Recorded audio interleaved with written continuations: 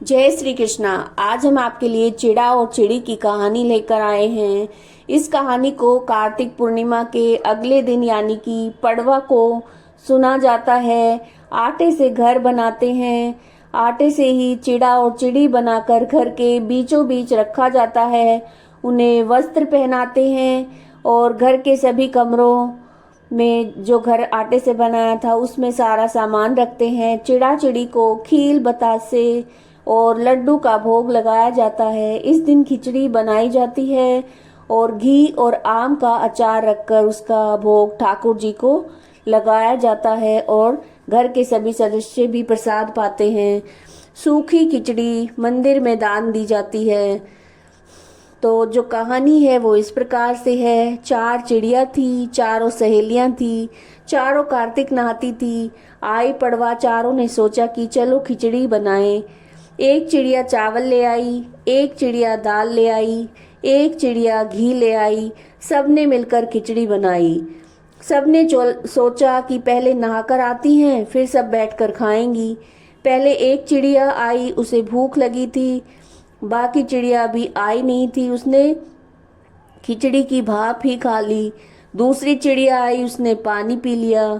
तीसरी चिड़िया ने खिचड़ी खा ली और चौथी चिड़िया ने खुरचन खा ली।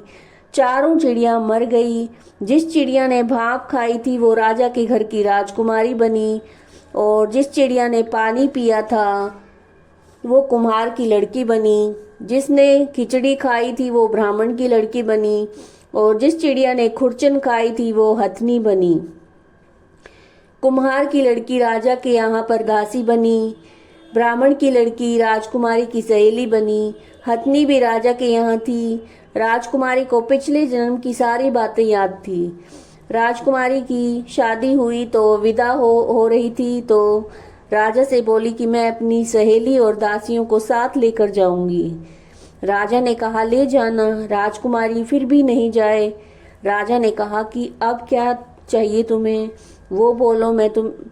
वो बोली कि मुझे हथनी चाहिए। राजा ने नौकर से कहा और भेजा कि जाओ हथनी को लेकर आओ। अब हथनी उठे ना। राजकुमारी खुद उसके पास गई और उसके कान में पिछले जन्म की सारी बातें कही, जिसे सुनकर हथनी उठकर खड़ी हो गई। राजा ने जब ये सब देखा तो तलवार लेकर खड़ा हो गया और बोला कि बता तू कौन है और हथनी से क्या बात कर रही थी। सच सच बता, नहीं तो तेरा सर काट दूंगा।